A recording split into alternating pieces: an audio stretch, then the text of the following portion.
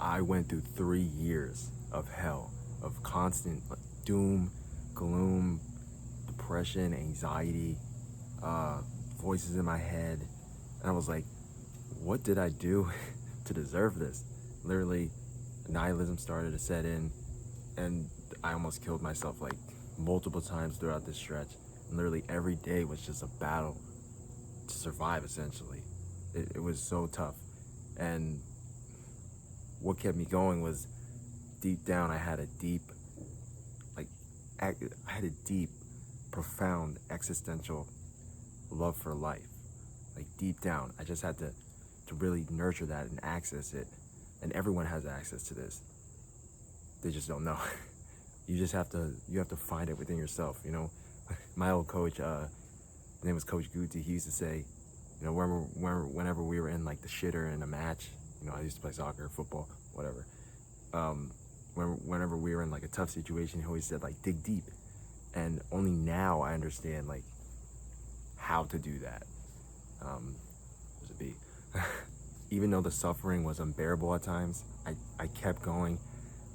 I kept having a vision for what my life could be. And that's what kept me going. I quit all of social media because I couldn't handle the energy. I couldn't handle that spacey world of social media. I couldn't handle it anymore. I was a D1 prospect in soccer, football, and I quit that. I lost all my friends. Literally, my life just fucking fell before my eyes. And it was like, it was very slow. It was a slow process because that's how I got sick. And that's what happened to me. So what happened to me is, you know, the world is becoming a toxic place, a more toxic place like every day. And with agrochemicals, heavy metals, pesticides, herbicides, fungicides, parasites are on the rise, mold, fungus, different types of weird biotoxins in the environment, things like that. They all hit me like a truck. I mean, literally, over those 3 years were literally like boom, fucking hit me like nothing else.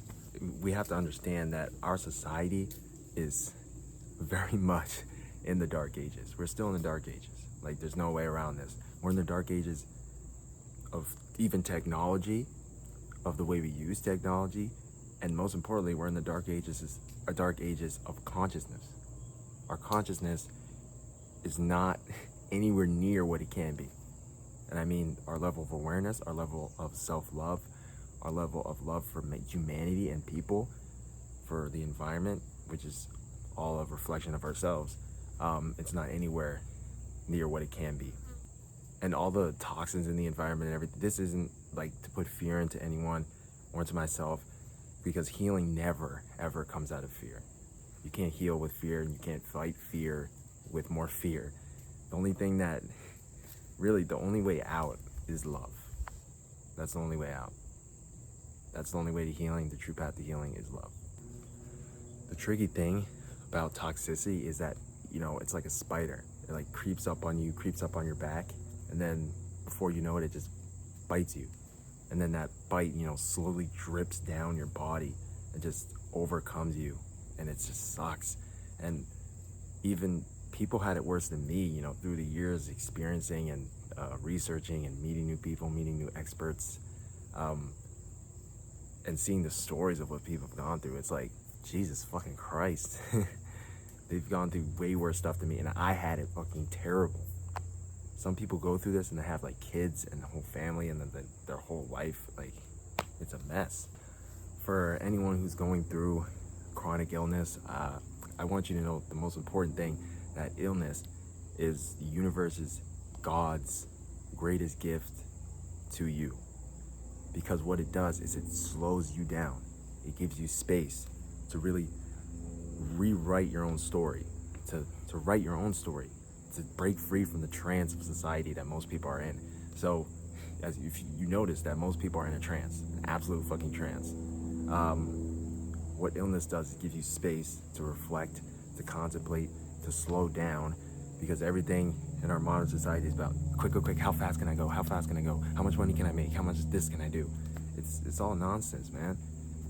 Oh, it's not all nonsense, but like when you make your life about those things, you're lost. You're gonna get lost. You're gonna be hollow. You're gonna be empty. Those are secondary, always secondary to your inner state. Your inner state, your consciousness is the most important thing, and detox is essential for that. Living a holistic lifestyle is essential for that.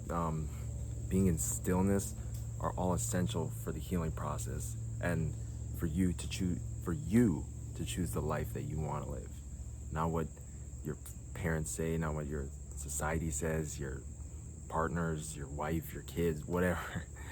What you want for yourself, not what anyone else wants. And you start asking questions like, who am I? What is my purpose? Why am I here? What is life? And these are tricky because the ego doesn't want to let go of the past. It wants to stay, it's trying to survive, essentially. It doesn't want to die. It doesn't want to envision a brighter future because it's so stuck in the present low vibrational, or in the past, really, in the past low vibrational state that you've been stuck in. And you have to rise above that and see that life can be so much more. You might be asking how I got out of it.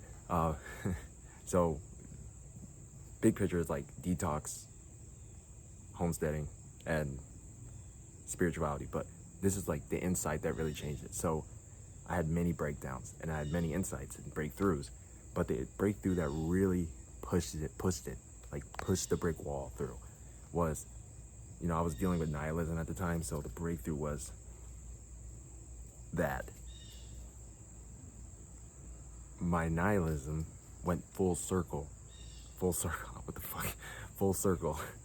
So, and that nihilism turned into infinite meaning and infinite love. So 3 years of spiritual work, detox work, and really working on my mind, body, and spirit with the help of some psychedelics,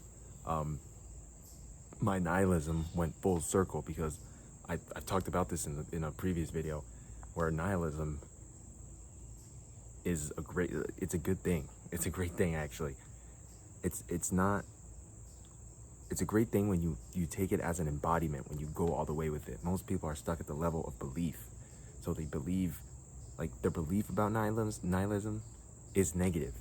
So life isn't meaningless because you're adding a meaning to it. So when you truly pass through this and you see that your negativity about life, your discontent with life is meaningless, you get infinite meaning, you get infinite love, and you get infinite creativity to choose what you want. And that's what I got. That's the insight that really hit me, because it wasn't like an airy-fairy insight. It was a deep,